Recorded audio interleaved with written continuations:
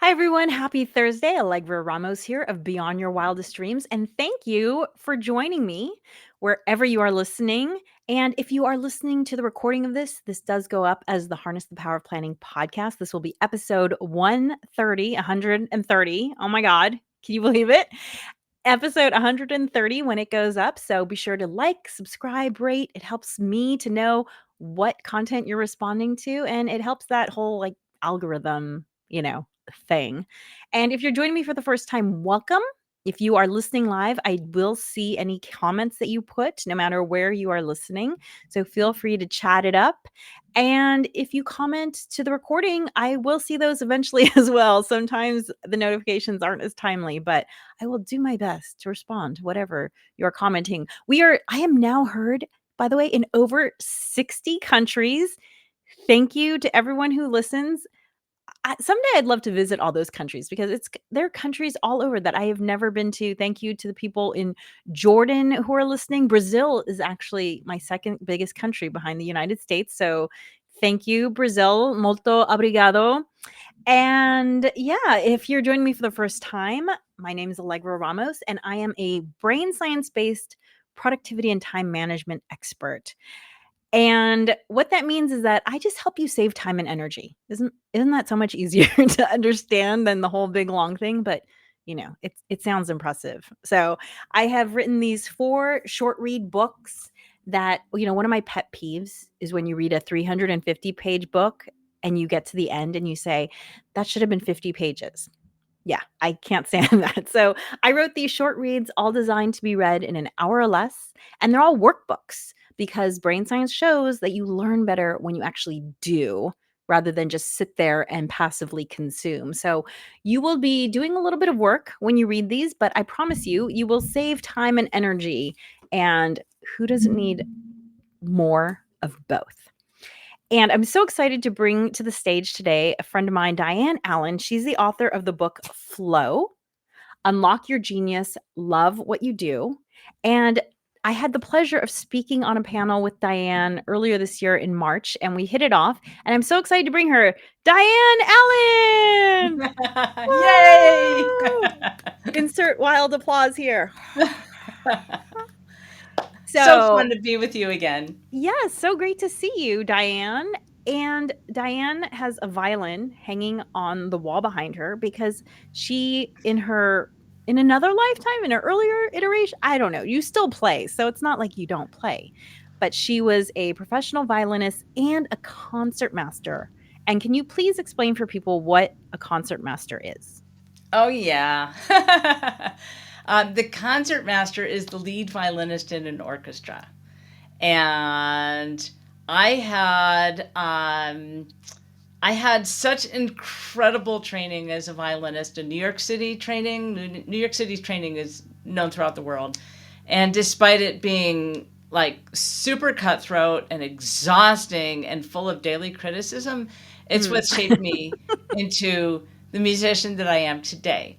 And my biggest issue is that I was feeling bulletproof with my New York City violin training. I went to go and audition to get into the job of my dreams, to be a member of an orchestra, Hmm. and my nerves got the better part of me. I mean, like how many people have that issue, right? Yeah. Like your high skill level and how you perform and the gap, right? Yeah. Performance So anxiety. my story, which we'll talk about in a minute here, but Yes. my story is about closing this gap, and we'll just leave it at that for now.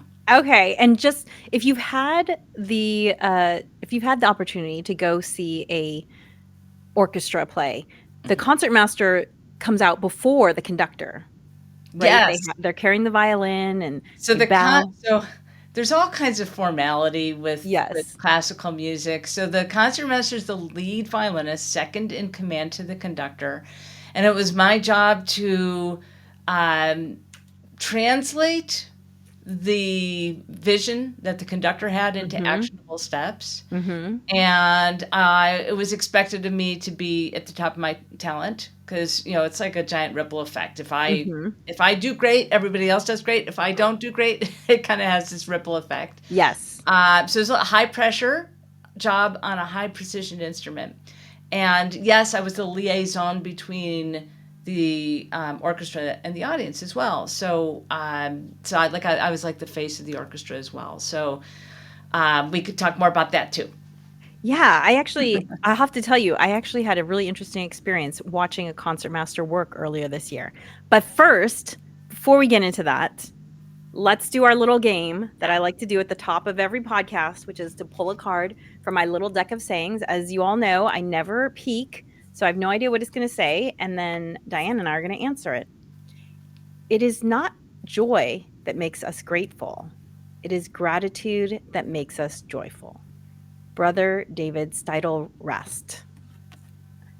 It is Ooh. not joy that makes us grateful. It is gratitude that makes us joyful. That's such perfect timing, right? As we come into Thanksgiving. It is not joy that makes us grateful. It is gratitude that makes us joyful. Wow. Do you want to go first or shall I go first? I have a recent ritual that I've been doing. Yes, tell me. And you know how it's important to do things like right before you go to sleep and right when you wake up, like if you really want to set Mm-hmm. an intention in your life. And so, this is based on some information that I had heard from somebody else, but and it's using I am statements. So what I've been doing is I am wealth, Mm-hmm. which is not about being wealthy. It's more about being in my own value, like really embracing my value. Mm-hmm. So it goes, let's see, I usually do this in my head. I haven't done it out loud. So I am wealth. I am peace. Okay. And the advice about having peace right after wealth is because sometimes our systems get a little jarred. Like we don't think we have high value, but we really do. Right. So Mm. the advice is to then immediately follow it with I am peace. So I am wealth, I am peace to ground it. Mm-hmm. And then I have been saying I am joy and I am grateful. Now I realize I need to flip it around. I am grateful Interesting. and I am joy. So Yes. thank you for reading that. That's going to help me hone that little ritual that I have. Well, this makes me think of something that I had seen somewhere else. It's been so long, I don't remember where I saw it. And it's a great gratitude practice, which is taking your to-do list and turning it into a gratitude list. So instead of I have to walk the dog, I get to walk the dog. Instead of I have to weed my garden, I get to weed my garden. And I remember when I heard that, I was like, yes, that's such a shift because I have a garden. I have a dog. How lucky am I to So be able grateful. to take care of them, right? Oh my gosh, it makes it makes me tear up a little bit. Yeah. So, yes, thank you, Brother David Steidel Rest, for that reminder about joy and gratitude. So I had a really interesting behind the scenes concertmaster experience earlier this year, Diane. Mm-hmm. I don't know if you know, but I have sung in a choir for many years. I sang in a choir when I was a child as well. And we performed at Carnegie Hall in I think it was like April or May now. I don't know. This year has been whew, but just after I'd seen you. Okay. And, the interesting thing was that we're just a choir. We don't have an orchestra that travels with us. So the orchestra were professionals who are paid to be there Yep. and they support multiple choirs who sing. Okay. And so it was really fascinating because this was the first time they were, or not the first time, they'd worked with them the whole week. But when we saw them, they'd only worked with the orchestra for 3 or 4 days at this point. So this is not their orchestra.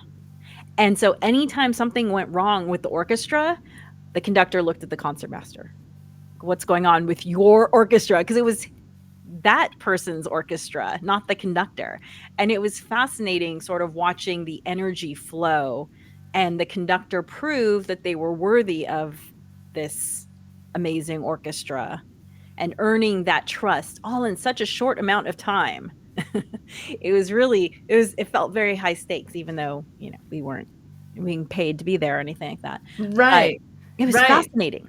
Fascinating. So to break this down into corporate terms, Yes. Okay, so you'd think of the conductor as the CEO, right? But the concert master, so that there's different sections in the orchestra, and each of those sections has their own leader, and Yes. each of those leaders would be like the middle managers. Mhm, mhm. So I was a middle manager as well as a leader, right? Second in command, I guess you could say VP, right? Right. Um, Or to the COO. or COO, I was thinking that too, Chief Yeah. Operating Officer. But I was also the lead for all of the middle managers. Right. Yeah, so there's like a very structured way of, like, let's say if the lead of the cellos has something to say, they would most likely say it to me, and then I would say it to the conductor. It would be Right. kind of like that. Yeah, and that was very visible in this Yeah. situation. It was fascinating. Okay, so let's talk about flow. Can we just stop a second? You got to sing at Carnegie Hall. Oh, yes, I did. I got to sing at Carnegie Hall. It was really cool. I think the really fun part of it was visiting New York, Yeah. as because I've been to New York many, many times. My best friend lives there. My sister-in-law lived there for many years. So I've always been there, but as a tourist. So it was fun to get to be there as someone with a purpose. And we were there the week before because we were rehearsing every day. So I had to take the subway to get to my rehearsal spot, and then, go to have lunch and dinner and then go back and rehearse some more. And it was fun to experience New York in a totally different way. And because it was during the school year, my husband and daughter couldn't come, which at Okay. first I was sad about. But But it was so fun to just get to be like, the single musician working in New York for, to play that for yeah. a week was really fun. And I was not that familiar with Vivaldi, and Okay. it gave me a really new appreciation for Vivaldi. I really, really enjoyed it. And his music has surprisingly modern elements to it. Like there was one song we were singing and it goes do do do do do do do do do do Oh, do, uh-huh. and I almost felt like I was singing a Beatles song, Oh. like a Yellow Submarine era song, Sergeant Pepper's era song. Like it was so Uh-huh. playful and fun. Yeah.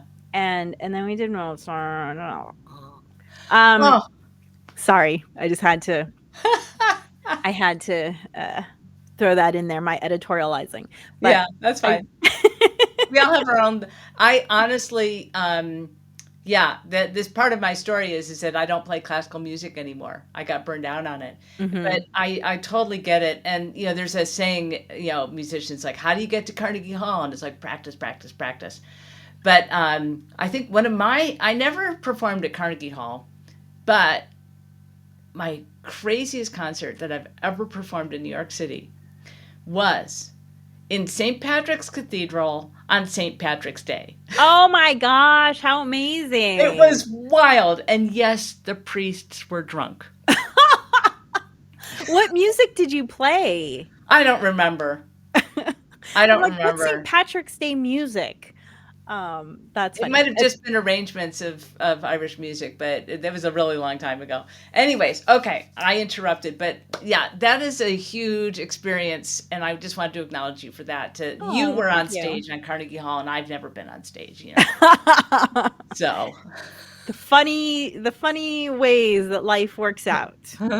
So, okay, so flow, unlock your genius. I just have to say, when you spoke, I don't know if it was when the first time I heard you speak, or if it was watching something you said later on online. By the way, if you are in LinkedIn, look Diane up on LinkedIn. She's always posting nuggets. However, you helped me identify something for me about flow, which is something I sort of always knew, but just, knowing it in your heart and then knowing it in your head is always a different experience. And so it moved something that I had intuited into like my head and consciously like, oh, okay. And for me, my entry to flow is anything to do with words. Like I just love words. Words to me are the greatest puzzle in life. And so it helps explain why I'm able to sit in front of a computer and type away, whether I'm writing a book or doing a presentation or, working on a joke. For those of you who know, I do stand up comedy for fun. And yeah, so that was so helpful to me because I now, anytime I sit down to work, I'm like, I get to get into flow. Yes, I do. We had that conversation. Okay. I do remember that vividly. So, let's just get on the same level first. Like the word flow is used to mean so many different things. Yes. It could be fluff, it could be woo woo, it could be like the gal who we've seen in all of the Progressive insurance ads, right? Flow. Um, there's a saying, "Go with the flow," Yes. okay, which I think has it has its places. It could also be like not good, because basically when you're going with the flow, you're actually kind of relinquishing your identity and just kind of Mm, like, all right, we're just going to be passive here and then see where it goes, right? right. There's a time and place for that. The flow state is very active. It is Mm, the complete opposite of going with the flow. Being in your flow state is when you are deeply engaged with your signature strengths, you're at the top of your talent, and you are steeped in purpose. And it is a branch of positive psychology, and it has been extensively researched by neuroscientists. And so, positive psychology is um, taking a look at what's working well, reverse engineering it so you can mhm. create more of that goodness in your life. It's like, psychology started as like, let's fix the problems, let's dive Right. in and all the dark stuff, right? Yes. And positive psychology came much later, which was like, no, let's go the other way. Like, Yeah. this is great, right? Yeah, it's only like what, 20, 30 years old, positive psychology? It's very new. Yeah, I think it's a little older than that. Martin Seligman is the person who coined the term positive psychology, and I can't remember. He's got a Wikipedia, if you're curious, to go Mhm. nerdy Mhm. on that and see when that happened.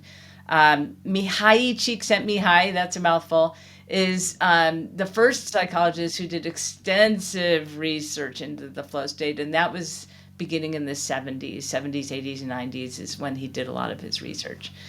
Anyways, it's an optimal state of mind when you feel your best and you perform your best. And we want to make sure, when a musician gets into the music, they're getting into the flow state. When an athlete gets into the zone, they're getting into the flow state. And we Right. expect artists and writers and revolutionary scientists and, to get into flow.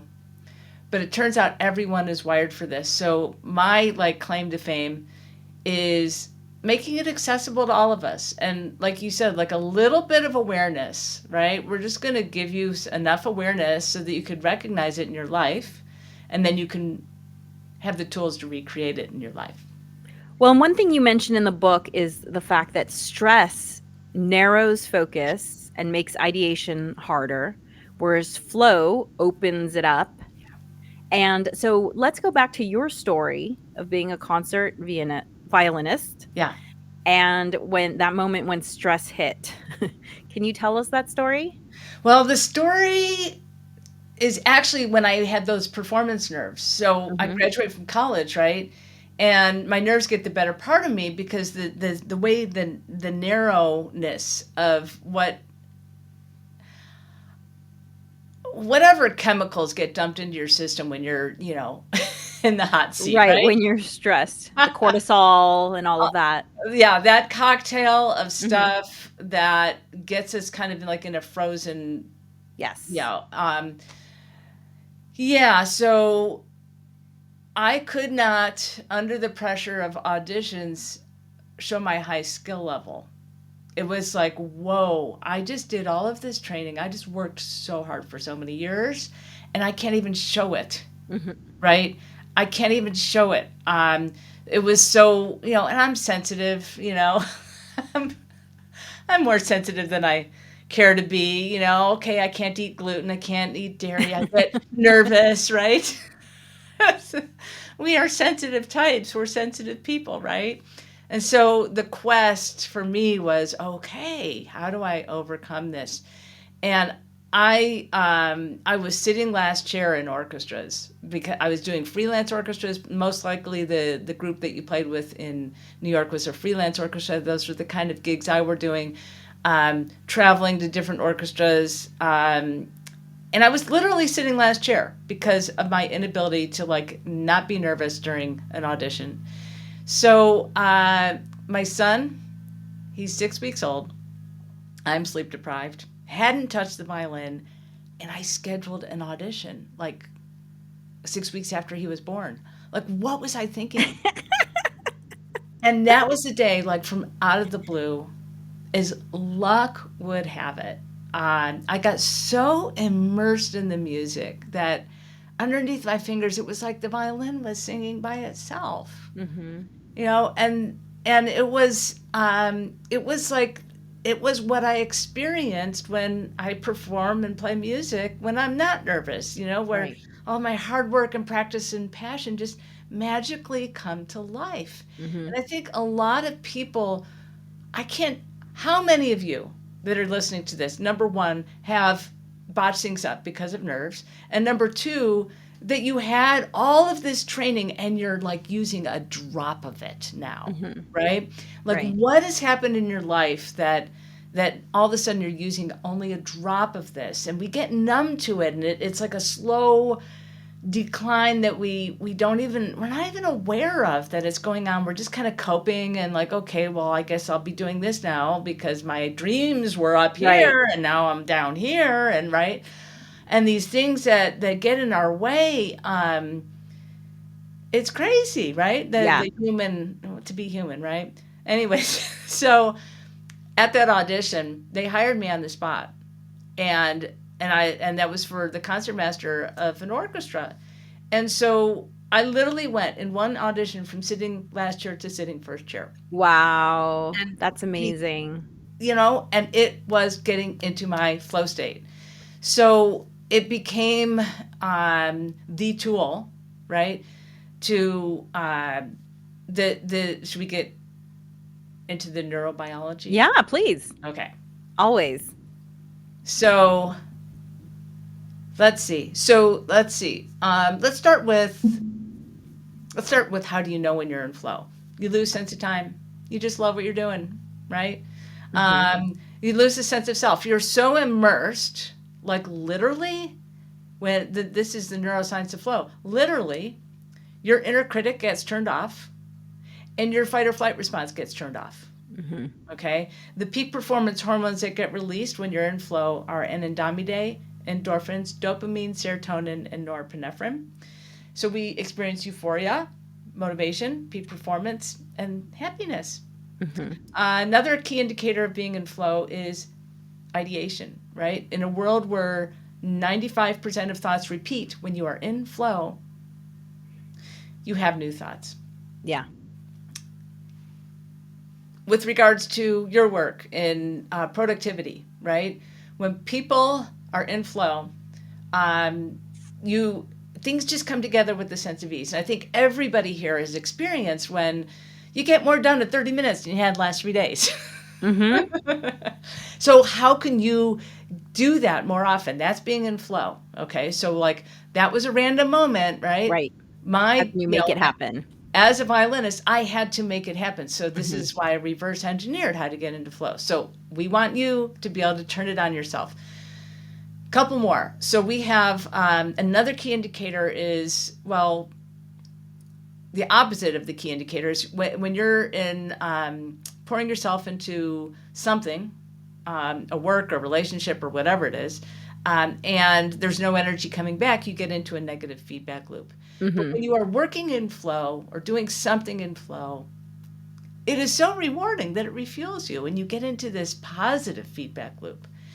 And then understanding a positive feedback loop is one thing, but its impact on mental health Yes. is a complete other. So Adam Grant, organizational psychologist Adam Grant, I just like got off of I did a virtual presentation for a big software as a service HR company. Mm-hmm. Mhm. And I got to do a session, virtual session yesterday, and I just listened to the keynote today, and it was Adam Grant. So it was like super fun to see him talking about like people being at their best. Like, how can you like bring your signature strengths to work? And so Mhm. during the pandemic, he wrote an article in the New York Times, and he gave a TED talk about this. And he talked about the mental health spectrum and how halfway between depression and flourishing, there's a midway point where you're fine, but you're not fine. Mm. You know, Mm. you're functional, but you can't get motivated. You're Mm. like in this state of suspension. And the word for that is languishing. And so, Mm. according to Adam Grant, the antidote to go from languishing to flourishing is to activate your flow state. And what he was talking about today was people who enter into a job, right? So when you have a new job, there's a job description already waiting for you. But he learned of some organizations that said, okay, once you're in for a certain period of time, we then ask you, how would you rewrite your own job description? Mhm. Because they recognize that that's somebody else's, right? Mm. And so it's my belief that how you uniquely get into flow is that core nugget of like what makes you tick. And Absolutely. why that's so meaningful for you is what makes you tick. And so when you know what that is and when you can define what that is for yourself, then you can what he was talking about today, Adam Grant, was you can job craft. You can literally go to an organization and say, okay, this is what I've done so far. This is where I think I could fit in. Does this meet organizational objectives? And does Mhm. this work well? Does this elevate my team? And if Yes. it's yes on all of these levels, then they're basically, this was like a model that he was talking about that an organization did to really help their people to just be in their signature strengths and really enjoy their work. And that's exactly what being in your flow state does. Well, when I just another way of thinking the same thought, but I had this thought when I was reading your book is that to me, when I'm in flow, I feel like I'm doing what I was meant to do. And I remember in my 20s when I was, working jobs, at some point I said to myself, I just want someone to pay me for being me. Yeah. And I think that's really what we all want. We all want to be paid for doing what we do best. And that is whatever you do in flow, that's what you do best. That's you. That's you being paid for being you. That was Oh, my come thought on that. on. It's supposed to be about self-sacrifice and hard work and being No. drained and having to recover. Isn't that the key to success? No, and it's funny because, right, people ask me all the time, like, "How do you get up on stage and do what you do?" And I was like, "This is me. This is me." Like, Yeah. you have things that you do that I can't do. You should be paid for that. And I love that you get it. Like you totally get it. And it's like being a musician, like we have the same amount of training as a brain surgeon. Do we get paid the same amount as a brain surgeon? No, right? We Mhm, play for a living. mhm. Oh, isn't that lovely? She gets to do what she loves, right? There's like a lot of stuff like that out there. But no, like it's time. I think that with the millennials and Gen Z and the what's the next one after that? Oh. That it's all about authenticity. It's Yes. all about being in your authenticity. That's how we're all going to be at our best and feel our best. And yeah, okay. Yes. Okay, so, by the way, I do wanna say one quick thing because I just thought it was an interesting point. In your book, you mention that, right, when you're stressed, you tighten up both physically and mentally, and that there's some physical things you can do to help release that stress, and you mentioned the Achilles tendon massage, Okay. which I thought was so specific, I loved it.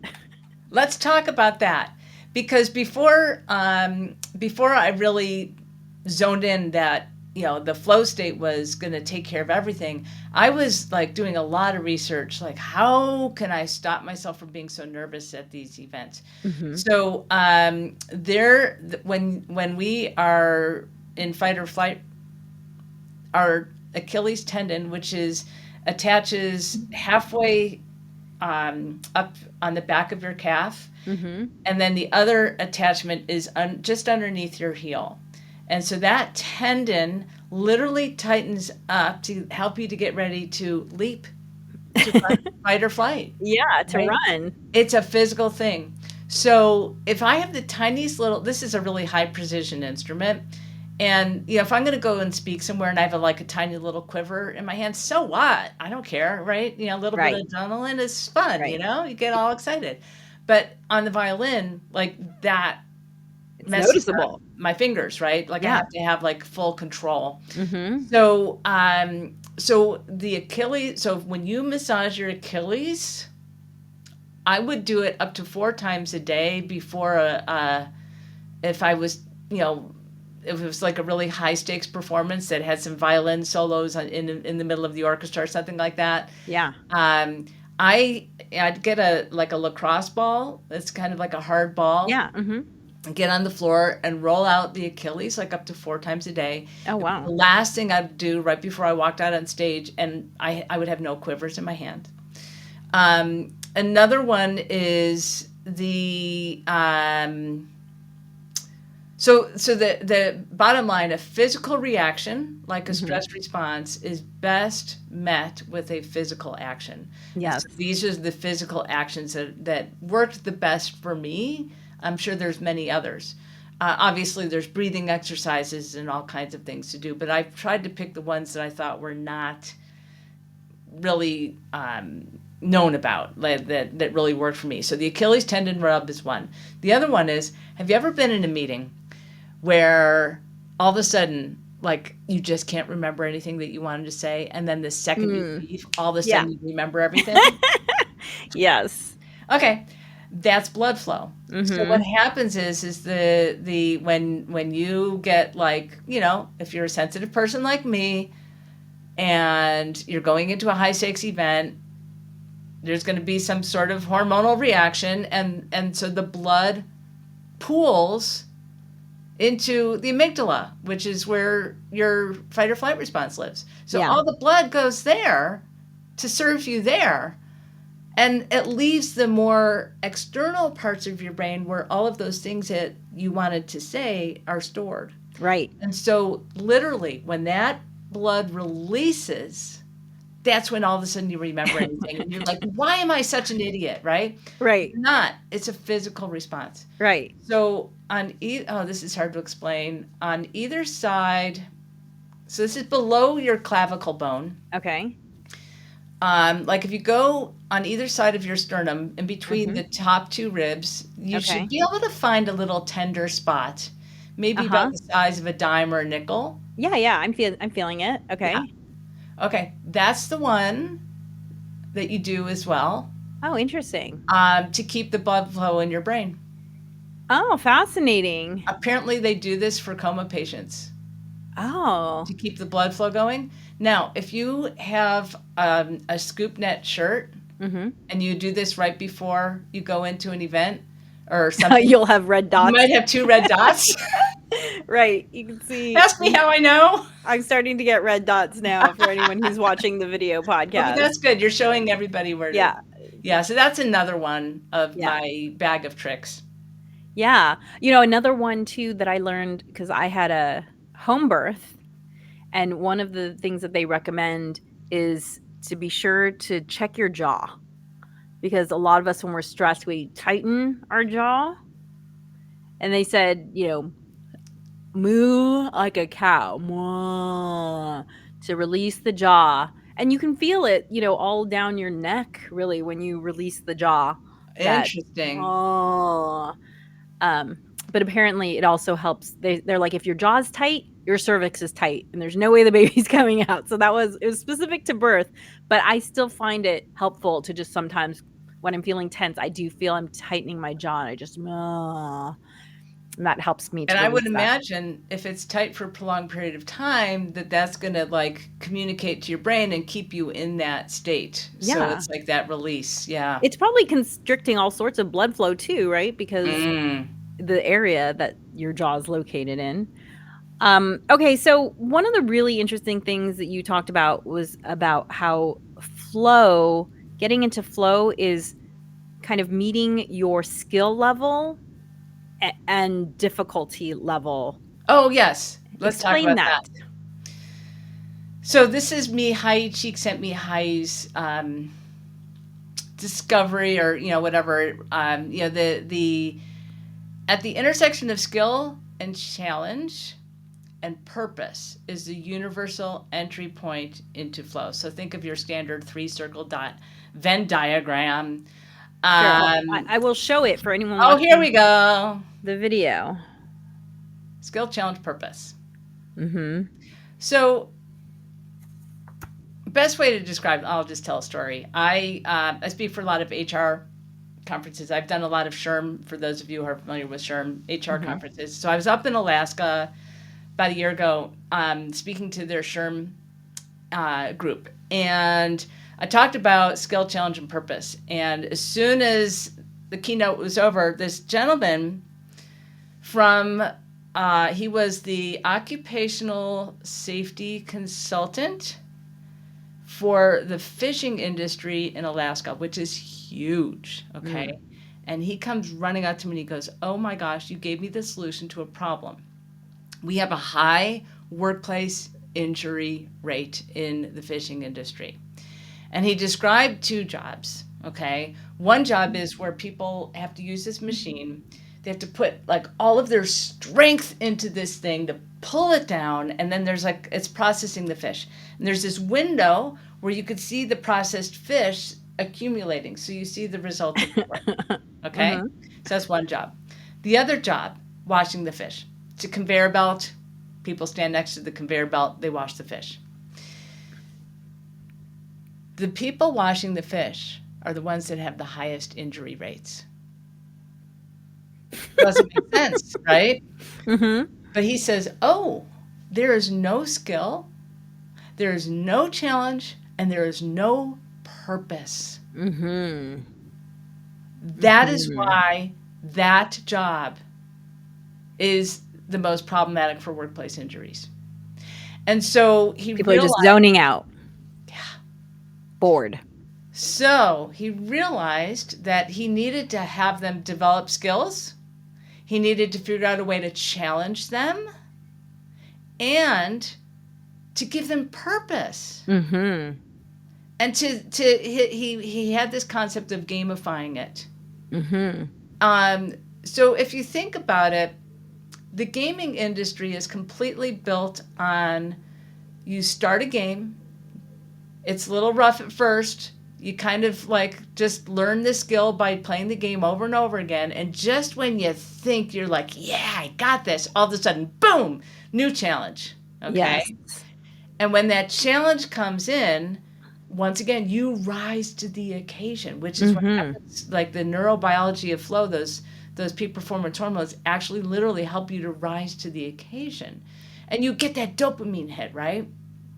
And the problem with just having skill and challenge, what we're aiming at here is that when you're just outside of your comfort zone, that's when you ignite flow. That's when you get pulled forward. To me, I like to describe it as the giant suck forward. It's like following the breadcrumbs. I don't know where I'm going. This is stretching me, right? You're in Right. this growth zone, right? And so you so in the gaming industry, people get addictive to games, right? Because of Mhm. the dopamine hit. Mhm. But Mhm. what's missing is purpose. That's what's Mm. missing from that. The purpose piece is what grounds it. And so there was an architect who was at one of my audiences. She came up to me afterwards and she says, "Okay, there's a bunch of architects in our firm who are behind on their licensing exams. And because of this, it's creating gridlock in our ability to actually get the work out to the clients." Like it was a big Mm. deal. And she used this as an assessment tool: skill, challenge, purpose. She's like, okay, they have the skills. They have the skills. I know my colleagues. They have the skills. They can rise up to the challenge. And she said, but I realized they don't have a purpose. Mm. We don't have a really incentivizing purpose for them to do this. And she says, and I am somebody who has completed this exam, and I will tell you, it is the hardest of all of them. And she realized that purpose piece was the missing piece to really activate them into, right, learning quicker. Oh, I forgot the best statistics. People in flow increase productivity 500%, learning speed 250%, and creativity 600%. And this was a decade-long study by McKinsey and Company on how of people working in flow, and those are the statistics that they came up with. And it So could be any industry. I yeah. mean, I remember it's funny you talk about fishing, but there's a really famous productivity gamification workplace culture book called Fish, right? That's Oh. about the fish market up Oh. in Washington. Okay. And they're famous for throwing their fish. And I was thinking about how like the fish throwing is probably adding some skill and challenge. Oh, and fun. Yeah, and fun to what would otherwise be like a boring could be a boring environment. Yeah. Okay, we're over time, but I really want to Oh do my gosh. one last thing So because this fun. was so helpful for everyone. Is you describe how to find your flow and also how to bring that flow into your work environment. So you talk about where, what, why, and I would love for you to give the story about the skier, the person who loved to ski and how he brought Oh. that in. Oh, that story. Okay. Yes. Yes. Yes. So where, what, So why? so first of all, interruptions are the number one killer of flow, which is why I made the door hanger. Yes. Okay. So yes, so interruptions are the number one killer of Let me flow. just hang that right here. Ah. Oh, So wrong way. we are in our flow. I have a friend who does podcasts, and she said that she puts this on her door before every podcast, so her phone doesn't come barging in. Okay, this gentleman came up to me again after an HR conference, and he said, "Okay, I don't know how I get into flow at work." And I said, "Well, where do you get in flow?" And he goes, "Oh, it's on the ski slope." I was like, "Okay, well, what are you doing?" So, where are you? So the three questions are where, what, why. So where are you? Going skiing, right? He's on the ski slope. What are you doing? Okay, so he says, I get onto the lift and I have a routine. Like, I have a way to meticulously clean off my mask. I set up a playlist, get on my earbuds, and by the time I get that all rigged up, I'm at the top, jump off. So what he's doing is he's just kind of cleaning up and getting organized and kind of setting the stage. That's what he's doing. And then he jumps off, and then he becomes one with the snow on the way down, right? So why it's so meaningful for him, I don't remember. Did it say in the book? I don't remember. Yeah. Anyway, so why was it so? Sorry. I think it was freedom, something along with this feeling of freedom and joy. So so what we did is as soon as we figured that out, he says, "Oh, wait a minute. I do that at work all the time." I said, "Well, what do you mean?" He goes, "Well, I don't know why, but I have to clean off my desk. Like I have to just have, like I clean my desk off. And then I take out one project. I turn on the music and I lock the door." Okay? So for him, it's the environment. He creates an environment. It's the where. Like he really creates an environment. For some people, it's like what? Like, and when I talk about what are you doing, I talk about like, so when I'm playing the violin, where I am is on stage, right? What am I doing? On the outside, I'm playing the violin. On the inside, I'm sharing. It's like when I read out loud to my son, sharing the message, sharing the experience. And why is that so meaningful for me? Well, there's something about music that unifies people. Like, when you have like thousands of people together, you know, coming together just to hear music, like I have tears in my eyes. There's something about unity that just like blows me away. I did a walk for Alzheimer's, you know, thousands of people. I'm crying, right? There's something about unifying people that really moves me. So why it's so meaningful. So if I'm having an off day and I'm like, how do I get back into flow? It's like, I have to share. And I have to remember this quality of unity, that how this can unify people. And that's what I call a flow strategy. And so in my book, or if you, my offer for people is, I will be happy to do a free coaching session with you if you want to figure out how you uniquely Wow. get into flow. And if you want to learn how, if you want to discuss business strategy, like how would you apply this at your workplace, if you want to create a culture based on flow, it's a really easy link. It's meetwithdianeallen.com. So that is my offer for you. And then, of course, you can get the book on Amazon. But yeah, I don't have the door hangers for sale. You can just email me. So meetwithdianeallen.com. .com. And I will put that in the show notes as well for people to find, so they can see it there as well. You guys, we have, Alegre and I have hardly scratched the surface. Oh, thank you. I see you posted that. Like we have, she and I could talk for hours. Yeah. And if I didn't have a meeting in a few minutes, we probably would still be talking. But, exactly. But anyways, I'm so grateful to be here with all of you today. If you could unlock your genius and love what you do, it's gonna just really help you to weather storms, to feel like yourself, to be in your authenticity, to refuel yourself, to prevent yourself from burning out, you name it. And share your gifts. Yes. Like, I always think, what would the world be like if everyone was doing the thing that they're best at? Like, how much more amazing? Like, that makes me cry when I think about that.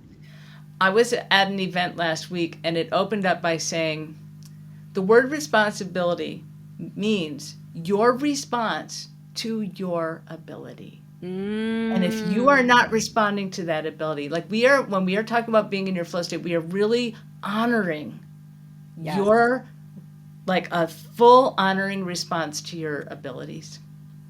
Yes, I love that. Mic drop. Yeah.